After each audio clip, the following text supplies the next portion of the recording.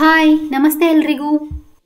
ಇಂದು ನಾವು ಕೇಳಲಿರುವುದು ಒಂದು ಹೃದಯ ಸ್ಪರ್ಶಿಸುವ ನೈತಿಕ ಕತೆ.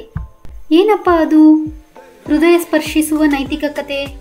ನೋಡೋಣ ಬನ್ನಿ. ದೇವರಿಲ್ಲದ ಸ್ಥಳವಿಲ್ಲ. ಈ ಕತೆ ನಮಗೆ ಎಲ್ಲೆಡೆ ದೇವರ ಮಹಿಮೆ ಹೇಗೆ ಹರಡಿದೆ ಎಂಬುದನ್ನು ತೋರಿಸುತ್ತದೆ. ಅಥವಾ ಪ್ರತಿಯೊಂದು ಜೀವಿಯಲ್ಲೂ ದೇವರಿರುವನೆಂಬುದು ಸತ್ಯವೇ? ಇಂತಹ ಆಳವಾದ ಸಂದೇಶವನ್ನು ಒಳಗೊಂಡಿರುವ ಈ ಕತೆ ನಮ್ಮ ಬದುಕಿಗೆ ದಾರಿ ತೋರಿಸುವಂಥದ್ದು. ಬನ್ನಿ ಈಗಲೇ ಶುರು ಮಾಡೋಣ ಇಂದಿನ ನೈತಿಕ ಕತೆ. ದೇವರಿಲ್ಲದ ಸ್ಥಳವಿಲ್ಲ. ಒಬ್ಬ ವಿದ್ಯಾವಂತ ಬಾಲಕ, ಇನ್ನೊಬ್ಬ ವಿದ್ಯಾವಂತನಲ್ಲದ ಬಾಲಕ. ಇಬ್ಬರೂ ಒಮ್ಮೆ ಜ್ಞಾನ ದೀಕ್ಷೆ ಪಡೆಯುವುದಕ್ಕಾಗಿ ಆಧ್ಯಾತ್ಮ ಸಿದ್ಧಿ ಪಡೆದ ಮಹಾತ್ಮರ ಬಳಿ ಬಂದರು. ನಮಗೆ ಜ್ಞಾನ ದೀಕ್ಷೆ ಕರುಣಿಸಿರೆಂದು ಗುರುಗಳಲ್ಲಿ ಬೇಡಿಕೊಂಡರು. ಆಗ ಮಹಾತ್ಮರು ಇಬ್ಬರಿಗೂ 2 ಹಕ್ಕಿಗಳನ್ನು ಕೊಟ್ಟು, ಇಬ್ಬರೂ ಬೇರೆ ಬೇರೆಯಾಗಿ ಹೋಗಿ ಯಾರೂ ನೋಡದ ಸ್ಥಳದಲ್ಲಿ ಇವುಗಳನ್ನು ಕೊಂದು ತಿನ್ನಿ ಎಂದರು. ಆಗ ಅವಿದ್ಯಾವಂತ ಬಾಲಕ ತಟ್ಟನೆ ಒಂದು ಮರದ ಹಿಂದೆ ಹೋಗಿ ಆ ಅಕ್ಕಿಯನ್ನು ಕತ್ತನ್ನು ಹಿಸುಕಿ ಕೊಂದು ತಂದ. ಇನ್ನೊಬ್ಬ ಬಾಲಕ ನಿರ್ಜನ ಪ್ರದೇಶಕ್ಕೆ ಹೋದ.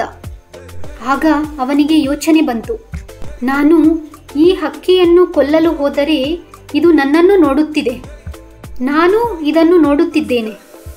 ನೋಡುವವರು ನಾವಿಬ್ಬರಾದರೂ ಮೂರನೆಯವನಾದ ಪರಮಾತ್ಮ ನಮ್ಮಿಬ್ಬರನ್ನೂ ನೋಡುತ್ತಿರುತ್ತಾನೆ. ಮಹಾತ್ಮರು ನಮಗೆ ಆಜ್ಞೆ ಮಾಡಿರುವುದು ಯಾರೂ ನೋಡದ ಕಡೆ ಕೊಲ್ಲಿ ಎಂದಿದ್ದಾರೆ.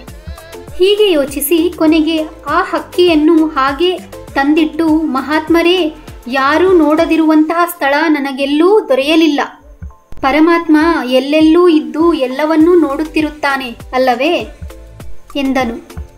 ಮಹಾತ್ಮರು ಅವನ ಮಾನವೀಯತೆ ಹಾಗೂ ದೇವರಲ್ಲಿರುವ ನಂಬಿಕೆಗೆ ಮೆಚ್ಚಿ ಅವನಿಗೆ ಜ್ಞಾನದೀಕ್ಷೆಯನ್ನು ನೀಡಿದರು. ಇನ್ನೊಬ್ಬ ವಿದ್ಯಾವಂತನಲ್ಲದ ಬಾಲಕನಿಗೆ ನೀನು ದೀಕ್ಷೆಗೆ ಅರ್ಹನಲ್ಲ ಎಂದು ವಾಪಸ್ಸು ಕಳುಹಿಸಿದರು. ಪರಮಾತ್ಮ ಎಲ್ಲೆಡೆಯೂ ಎಲ್ಲರ ಆತ್ಮದಲ್ಲಿಯೂ ಇದ್ದಾನೆ, ಎಲ್ಲವನ್ನೂ ನೋಡುತ್ತಿರುತ್ತಾನೆ ಎಂದು ತಿಳಿಯಬೇಕು. ಆಗ ನಾವು ಯಾವ ಪಾಪವನ್ನಾಗಲಿ ದುಷ್ಕೃತ್ಯವನ್ನಾಗಲಿ ಮಾಡೆವು. ಸ್ನೇಹಿತರೆ, ಈ ಕಥೆಯಿಂದ ನಮಗೆ ಸ್ಪಷ್ಟವಾಗುವುದು, ದೇವರು ದೇವಾಲಯದಲ್ಲಿ ಮಾತ್ರವಲ್ಲ, ಪ್ರತಿಯೊಂದು ಜೀವಿಯಲ್ಲಿಯೂ ಅಡಗಿದ್ದಾನೆ. ಅವನನ್ನು ಕಂಡುಕೊಳ್ಳಲು ನಾವು ದೂರ ಹುಡುಕಬೇಕಿಲ್ಲ. ಒಳ್ಳೆಯ ಮನಸ್ಸು, ಒಳ್ಳೆಯ ಕೆಲಸ, ಪ್ರೀತಿ ಮತ್ತು ಕರುಣೆಯಲ್ಲಿ ದೇವರನ್ನು ಕಾಣಬಹುದು. ಹೀಗಾಗಿ ಬದುಕಿನಲ್ಲಿ ಯಾರನ್ನೂ ತಿರಸ್ಕರಿಸದೆ ಪ್ರತಿಯೊಬ್ಬರಲ್ಲೂ ದೈವಿಕತೆಯನ್ನು ಕಾಣೋಣ.